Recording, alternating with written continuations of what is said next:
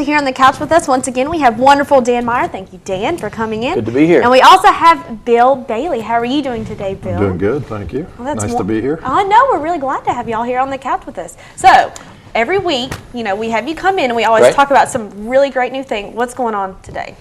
Well, what I wanted to share a little bit about today is something that's very important to business, to the Chamber, and that is what are some of the how do builders, developers come into our town and the county, they're two separate groups, and if they have a project that they would like to build, what do they go through? How do they go through it? What is the setup, the legislative, if you want to call that, the governing bodies that are set up to do that work? And because they're guidelines that you have to go by in order to do development. Mm-hmm. There are all kinds. I was just looking. I pulled this off of the website. there are things related to zoning districts, permissible uses, intensity. How many people can be in a certain area? There are different districts in town. How many business districts, Bill? There's three primary. Three primary and residential? Oh gosh, four. Four different ones. And then we have neighborhoods, special neighborhoods on top of that. Yes. So there are a lot of I'm going to call them hoops to jump through. That's not I'm not meaning that negative as much as there's a lot of regulations that have to be met. You just can't go in and say, I've got a piece of property and I'm going to build this the way I want to build it. It has to follow some guidelines. And the reason for those guidelines are very good because it allows the community to be built in a way that is sustainable, supposedly, and that is pretty, and all of those other things that you want your hometown to be. Right.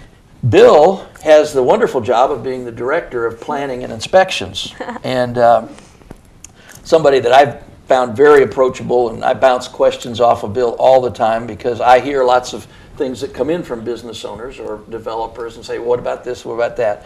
And Bill has always been very good to respond quickly and in a way that I understand it because I don't know all the lingo that he has to deal with. But Bill, share for the folks for instance, last Monday we had a special committee that came back to talk about affordable housing. Yes. So that was a task force. Yes. And that task force was created by the town. But give us kind of the structure of how that works, top down and then bottom back up. Well, generally how local government works here in North Carolina, you have a council or a county commission. They appoint boards. There are mandatory boards like the Board of Adjustment and the Planning Commission. Then there are other boards that are voluntary. In other words, the council can choose to set them up or not set them up. Affordable housing is one of those. So those members are appointed by the elected body and then typically staffed by different departmental staff. In my case, we staff the Affordable Housing Task Force, which is the one you were referring to. So we would draft whatever the Affordable Housing Task Force was looking for. They would then approve it internally through their process, and then they would present it back to town council. So they don't have unilateral authority to take action. They have to go back to town council to do that. And in fact, there's another meeting tonight. Yes. Now, last week, that was an open meeting to the community. The meeting is tonight as well, but tonight the Planning Commission kind of looks over the affordable housing proposal, right? And they make a determination whether to support or tweak or not support or whatever, and make a recommendation to the council. Right. Our process is a three-step process. You have to have a public hearing. So the public hearing is a joint hearing with the Planning Commission and the Town Council. That was last Monday. In this case, we call it the quarterly public hearing cycle. So that meeting took place. That's where all the testimony is presented, the text is presented, questions are asked and answered, and then that meeting is over once the testimony is finished. The job next in the second phase is the Planning Commission. They take all of that information and they discuss it. They may have questions for staff, they may have questions among each other, but they will come up with a recommendation and even possibly recommended changes. And they can recommend approval or denial. That, by law, then goes back to council, and then council, which will be next Tuesday, council will review all of that information, and they may ask additional questions, and in the end, they will make a decision to either approve it, modify it, or deny it. And that final decision may or may not take place next Tuesday. I mean, that can go out, or is the goal to have that decision made next Tuesday? The goal is to have that decision made next Tuesday. How long does it generally take for that whole process to happen? Well, It's just depending on the certain... it depends. I mean, the hearing processes are really pretty short. I mean, you can tell last Monday. Yeah, I was over there quarterly, at that. right. Yeah, And then- appreciated you being there. Yeah. Yeah, then the following Monday, we're having the second hearing, and then the Tuesday after that, the following week later, the Tuesday, we're having the final hearing. Right. But 30 days prior to that, the text is brought to the council, and the council sends it to that quarterly public hearing. So you're talking then now a total of 2 months, and then whatever time in front of that to actually draft that. And for the Affordable Housing Task Force, they worked on it pretty hard for quite a while to get that language before it finally went to council to be sent to the quarterly public hearing. And there was a lot of good points made last Monday. I don't know if maybe this is too direct, but how do you think the outcome will be? I have no idea. I didn't know if you maybe had like No. I know I was like, maybe I shouldn't ask that, but I Well, didn't know if you normally I maybe- can get a feel for it, but not, we had a family emergency, so not being there at that hearing, it's hard for me to kind of gauge which direction it's going to go. Yeah. That was certainly one that there was a lot of discussion There about. was, yes. Now, prior to that meeting, though, Bill, a week ago, you came and you spoke at a Lunch and Learn. Yes. That's co-sponsored by the Chamber and the town of Boone through a program that we call the Hand of Hospitality program. That's where the town takes advantage of the promotional aspects of the Chamber to get the word out that a discussion wants to take place about a certain thing. And this is what that discussion was about. And this is the Unified Development Ordinance, Yes.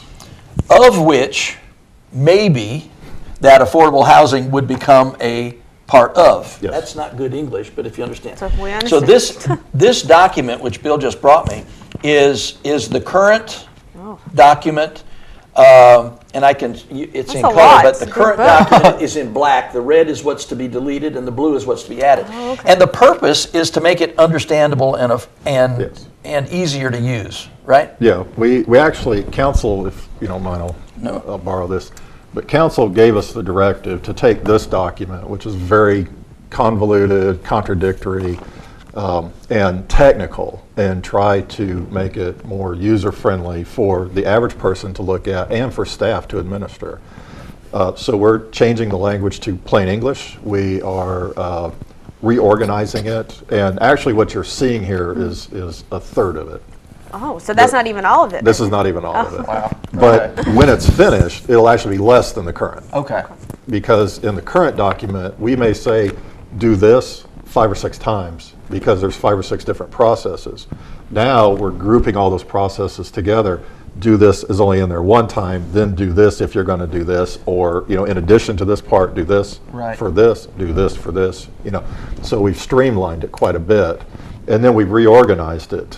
We had a lot of you may have subdivision in 5 different areas. Now it's in one area. So if you want to do a subdivision, you know exactly where to go, exactly how to do it.